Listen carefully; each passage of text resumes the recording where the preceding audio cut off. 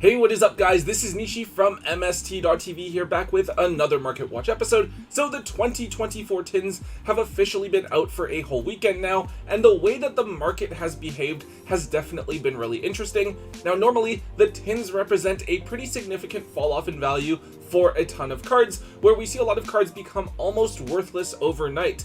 This time around, however, with such a huge set, we've actually seen a ton of cards retaining value well beyond what I think we would have seen with a smaller set size. Overall, this has created a lot of strange, unprecedented movement all over the market as players are scrambling to finally pick up high impact cards before they bounce back up in price. Let's get into it. Alright, kicking things off, this is a card that's definitely all over the place in terms of price. It is SP Little Knight. SP Little Knight is arguably the best generic extra deck monster in the game right now. It's just such a high impact card because it effectively provides two different ways to interact with your opponent in a generic Link 2 monster. I don't think we really need to explain why it is that this card is so good. If you've played Yu-Gi-Oh at all in the past year or so, then you're probably already really familiar with this card, and the only reason that you wouldn't already own one is the card's price.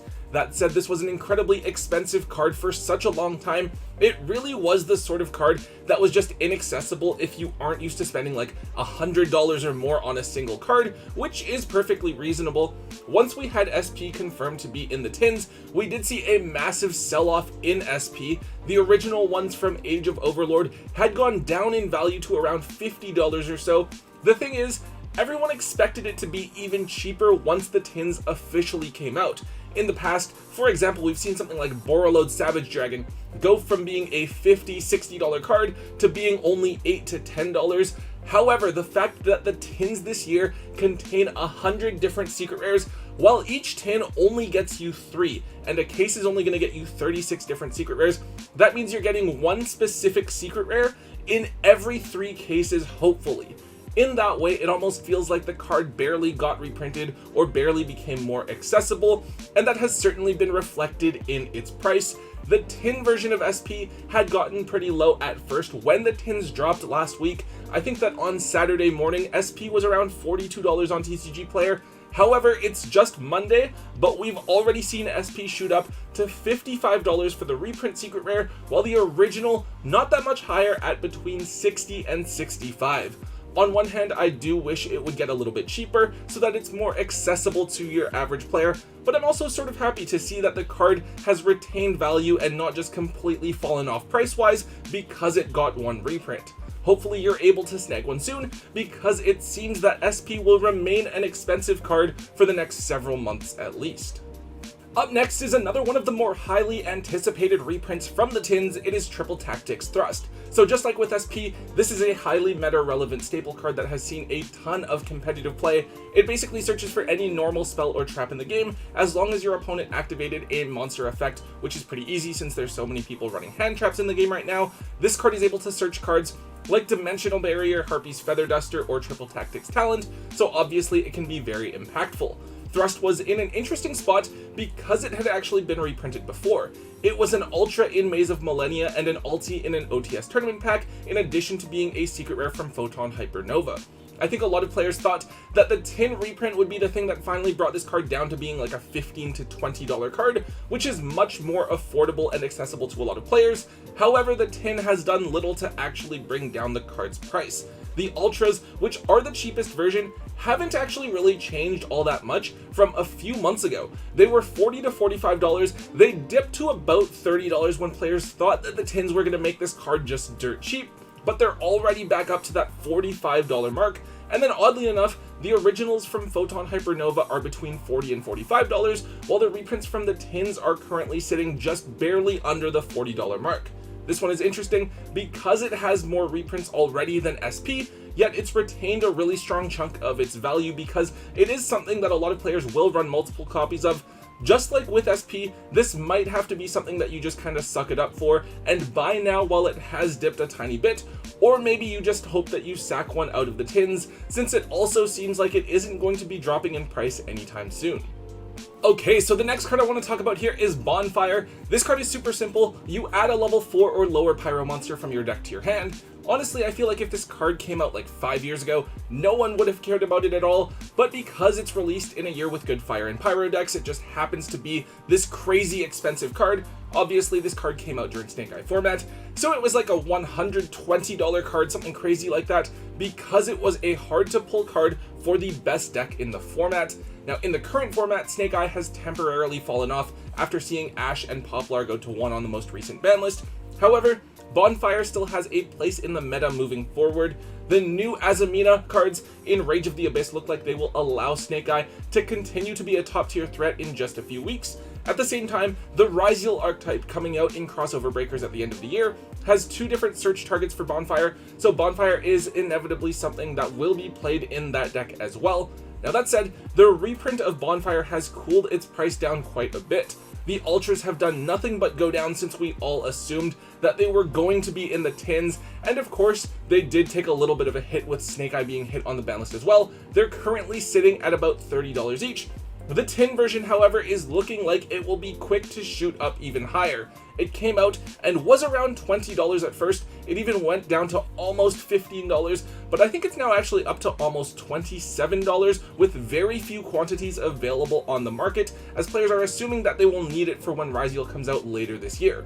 I think that Bonfire is actually something that will continue to go up over the next several months. It wouldn't surprise me to see both copies of Bonfire up at around the $40 to $45 mark, given how difficult it is to actually pull the card. The only chance that this doesn't hold value and continue to go up is if they reprint it again in something like Crossover Breakers or maybe the Quarter Century Bonanza and give it that QCR treatment. That's a gamble you guys are going to have to decide for yourselves whether or not you want to take it.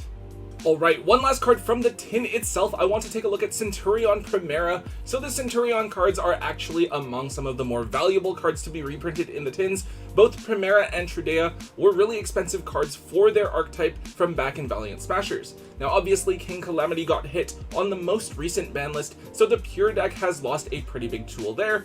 However, the Centurion cards are actually used by the White Forest strategy as a small engine, so they remain in demand. Primera is basically a Stratos for the Centurion archetype, searching for any Centurion card other than itself on summon. Now, although they maybe aren't going to be the best deck in the format by any means, the Centurion cards will still see some meta play and continue to be in high demand. That said, it did look like Centurion cards were going to be really cheap. The tin versions of Primera and Trudea were actually down at $6 to $7 as of Saturday morning. However, we've seen both cards go up, and the reprint of Primera is now actually holding steady at right around the $10 mark, while the original Ultras are still up at $12 to $13. While this is cool to see short term, I don't know if this value is going to be there in a couple of weeks from now. I feel like the Centurion cards are going to go down overall because White Forest doesn't need to play them, and even if you do, it's not like you're playing a huge Centurion engine anyways, it's usually just a couple of cards. It's interesting because the originals have fallen and the secrets have gone up, so their prices are sort of meeting in the middle. However, if you do have the secrets that you pulled from the tins, maybe keep a copy or 2 of each of the cards if you are interested in playing the Centurion cards in your deck in the future. However, the Centurion cards are actually among the cards that I would be looking to offload over the next couple of weeks before more of them start to flood onto the market and the prices come down. So moving on, the next card I have here is Snake Eye's Diabellstar. Now when I'm doing the blog writing for Konami, I actually really hate seeing this card. I can't just call it Diabellstar because of Diabellstar the Black Witch, and I can't just call it Snake Eyes because there's so many Snake Eye cards. I always end up having to call it by its full name. Anyways, this card is fairly new from Legacy of Destruction. It's just a one-of that you're typically placing into your spell trap zone with the effect of Divine Temple, or maybe you're searching it off of Wanted if you already have Diabellstar in hand and can then place it to your back row with Poplar. So in the tins, I think basically the whole Snake Eye deck got reprinted. It's all of the Wanted engine and then most of the Snake Eye cards as well. Snake Eye's Diabellstar is the one piece that didn't get reprinted, so if you're hoping to build Snake Eyes now that they're much cheaper, even though they did get hit on the ban list, you now need to pick up Snake Eye's Diabellstar, which did not see any increase in its accessibility at all. That said, this card was thankfully really cheap before. It should have only been $1 or so. However, the card is now up to between $3 and $4, as there are now a bunch more players looking to pick the card up in order to complete their core. Theoretically, this card doesn't get reprinted until the 2024 tins. However, with the card just being a one-of, with Ryziel coming out soon and looking to take the top spot in the format, and with the Azamina cards changing the way that Snake Eyes is going to be built, I would just grab a copy or two of this card for yourself to have access to just in case you really need it, but look to offload all your copies of the card otherwise. Alright, this is a card that we haven't looked at for a little while. It's Salamangreat Raging Phoenix. So this card was a really in-demand card for a while there. This card and Zealantis were responsible for so many games ending early on in Snake Eye format. With the release of the Fiendsmith cards in the Infinite Forbidden, most Snake Eye lists just cut the Zealantis and Raging Phoenix cards entirely from their extra deck since the space was just way too tight. However, we've seen something of a resurgence with Raging Phoenix. I've seen some Snake Eye players throwing the cards back into their extra deck with the banning of Lacrima, especially since some players are looking at using the Fire King cards once again, since it's much easier in that variant to summon back Raging Phoenix and get free value multiple times. Now, of course, once we get Ulcanix, I think this card will see even more play, but we still don't have any sort of confirmation for when that card will be released. Anyways, unfortunately, Raging Phoenix still has just one printing from Soul Burning Volcano, which was that otherwise really kind of awful Duelist pack set. Now, while Raging Phoenix wasn't seeing play, it had fallen in price to under the $20 mark. However, now it's starting to pop back into the format here and there once again, so we see it up to around $30 to $35 with only about 15 listings on TCG Player right now. It's hard to say exactly when we should expect this card to be reprinted. It could definitely be in Quarter Century Bonanza and just become this dirt cheap card that's extremely accessible out of nowhere, or it could be slotted into another side set and be used to push some sort of new product. This is the sort of card that I would just own a single copy of, since that's all you'll probably ever need to run unless you're a really dedicated Salamangreat player, and definitely stay away from this card otherwise until it does get that reprint confirmation.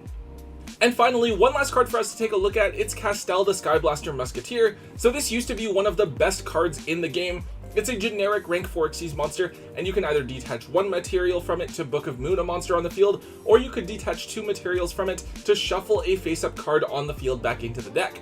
So back in a much slower format, this card was a non-destruction way to get rid of problematic cards just out of nowhere, which was really big. In fact, I remember Satellar Knight decks that would run Icarus attack, since they were just going into Castell so consistently, you could always count on Icarus attack being live. In the modern format, it seems that Castell is just being looked at as a tech for the Ryziel extra deck. This card just becomes a generic, easily accessible form of spot removal, especially for when you're locked into level or rank 4 monsters with Ryziel. Now, Castell has received a ton of reprints and is very easily accessible. Even with the original super rares from Duelist Alliance, those are only $1 or so. However, the ultimate rares have seen a huge spike recently. This card has been pretty consistently a $20 card, but at the moment the cheapest listings on TCG Player are between $45 and $50 with very few quantities available. The other thing worth noting is that this card might be in demand for various Time Wizard formats as well, so that definitely might contribute to this card staying relatively high in the long term as well. The ultis are definitely the nicest rarity, but aside from that, I think the original supers look really good. Maybe that's just me because I remember when those supers were the only printing available and they were literally like almost $30 each. This is something to be aware of if you have some old ulti Castells from back in the day. At the very least, make sure that you own some of those cheaper holo printings of the card for yourself to use if you are planning on playing Ryziel next format. Alright guys, that is all we have for today's episode. Definitely going to be interesting over the next few weeks to see exactly how it is that the tins continue to evolve and shape the market. It's so typical for us to think that the tins just destroy all of this value, so it's actually really interesting to see how much value is being retained by a lot of these cards in the tins and how those tins are going to affect the prices of the cards long term. Anyways guys, if you did enjoy today's Market Watch episode, please make sure you let me know by hitting that thumbs up button. Make sure you hit the subscribe button as well and comment in the comment section down below. And of course guys, don't forget to hold on to your MST.TV.